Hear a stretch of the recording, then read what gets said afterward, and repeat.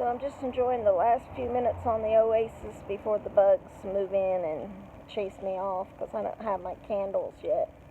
Supposed to come today, but they're not. They're not here. So I was just thinking, Sandy's got these good smelling flowers in her house, and Joey and Jeremy's brought her some, and she's had lots of visits. All my kids came today and filled her room with joy and laughter, and kids all sang and acted cute for her, and she loved that. And I was just thinking of her mom. Now, her mom was one that was just so shopper. Now, she wanted all the attention she could get, and she liked to set out her medicine bottles and look at them. She liked to make doctor's appointments and go see the doctors for every little thing. And there was this one time though where she ended up having something where she had to be in the hospital, and that was a procedure. It wasn't like she was really, really bad. She had a procedure. She had to stay in the hospital for, I think, 3 or 4 days, but she was in there a while. And I knew that it was taking a toll on her. She wanted to go home, and don't we all? None of us like to be in the hospital. So I had a friend I used to work with that used to get flowers all the time. And Miss Alfreda used to get flowers all the time, and I went over to her desk. And I said, Alfreda, I got a sick family member in the hospital, and I've never sent anybody no flowers. How do you guys get flowers all the time? So she gave me the name of her florist. Her husband used to send her some flowers, beautiful flowers. And so she gave me the name of her florist, and I called him up. And happened to be payday weekend. I get paid every 2 weeks, and I was like, she's going to have the most beautiful bouquet of flowers I could find. So I called them up, and I described Grandma Porter to them. I said, she's charismatic, and she's just full of joy, and a nice Christian lady, and she likes to be the center of attention, and I want you to send her the most beautiful flowers, and she likes hot pink. She likes pink. She had a pink suit. She'd wear a big corsage on her thing for like Easter or Mother's Day. She liked to have a corsage. I told you she was a little bit extra too, wasn't she? So they said, well, we've got these. They're going to come in a basket, and they're going to be pretty large, and whatever it is. I was like, are they the most beautiful flowers you could think of? Because for the most beautiful lady in the world, I want her to have the most beautiful flowers. And she said, yep. I think this is just what, we'll make them up special. We'll put a bow in them and all this stuff. I was like, okay, get them to the hospital. Can you get them to the hospital today? And she's like, oh, yeah, we'll make them run over that way. So I was talking to her on the phone. I was like, how you doing? She's like, I want to get out of here, and I don't like the food and all that stuff. So I was like, well, maybe you'll get a surprise later on, and your day will turn around or whatever. So they said that she was laying there in the bed, and I had told them what room number and everything. Said she was looking. She was in the hallway room, like she could look down the hallway.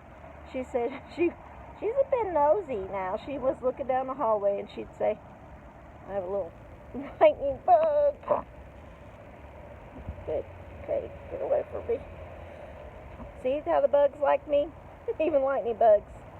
So anyway, she went down the hall, looking down the hallway, and she's noticing everybody was getting flowers, and she's seen a big bouquet of flowers going to the nurse's desk, and she said, "Oh, Tree, they were most beautiful flowers."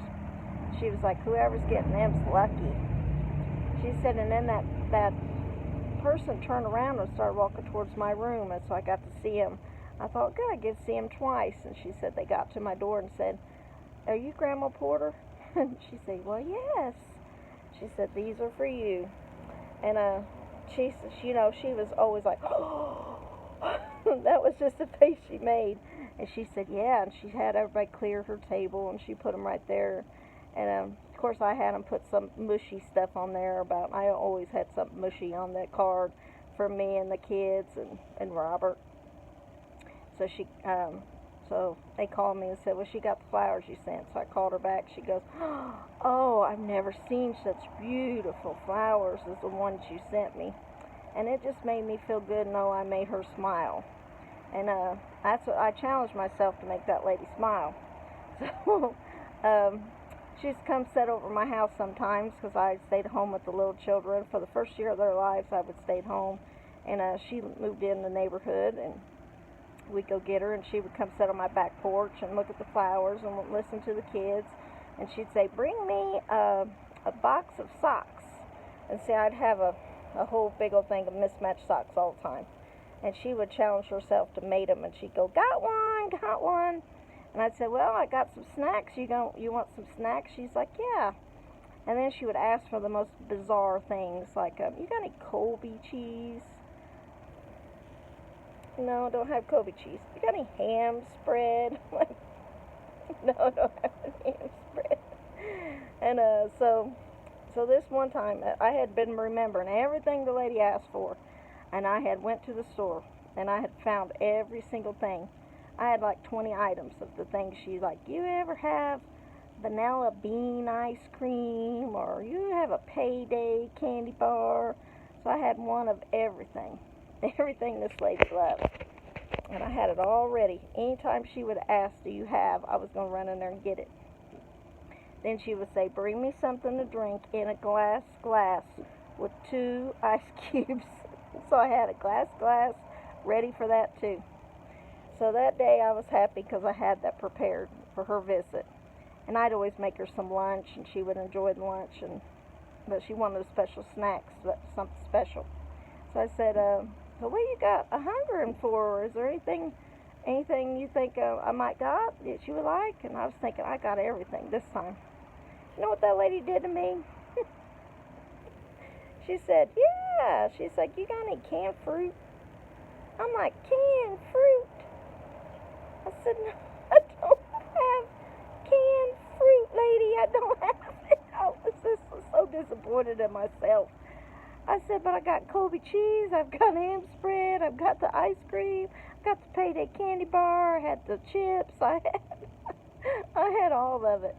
And I brought that all out, and I loaded it up, and I let her take it home to her refrigerator, and she was so happy. And I still thought about that. You got any Colby cheese? And but she was a special lady. Now, Sandy ain't one that requires a lot of flowers. Now, her room's smelling good, and she's looking at them. But she's always like, oh, it's nice. But, Grandma Porter was like, she wanted you to bring her something. She was wanting you to bring her something. They're kind of opposites. And Grandma Porter liked to go to the doctor. One time she got sick, and they were taking her into the doctor, and she knew she would be going to the hospital for a while, and the ambulance was coming. She had labor breathing. And little Jeremy was just a little, maybe 7 or 8, and she sent him down to the little store, which was a few blocks over, on his bike to go get her a Payday candy bar. And so the ambulance got there, and he had got there with that candy bar, and she had just gotten open. They started loading her up. She goes, can I eat my Payday candy bar first? And they was like, yes, you can. But Jeremy was nice to go run and do that for her, and he would have done anything for his Grandma Porter. And today he would have done anything for his Grandma Sandy. He's just that way. But I was just thinking about how different these ladies are. And one time she went to the doctor, she was telling the doctor, now she had a friend that went to the doctor all the time, and whatever her friend had, she would develop. So she could make her throat make a noise, and she'd go, she'd say, Doctor, what do you think this is? Oh, I listened to it. And she made that horrible noise. And so the doctor said, wait a minute, look, what do you think this is? And he went, really loud back at her. She was like, a little bit offended, because he knew she was just being a hypochondriac, greatest of stuff. But she liked to go to the doctor. She liked to have something to tell her friends on the phone that she had been to the doctor, and she had something going on with her. It was something she liked to do. And one time there was a little neighbor boy over across the street. Marie used to bring his kids in to see Grandma Porter. He was probably about 2, and he was a wild little boy, okay? And she had a big tray of medicine. It was like one of those big, with Mondays through Fridays things, but it was like maybe 24, maybe it's 30 for the whole month, I don't know.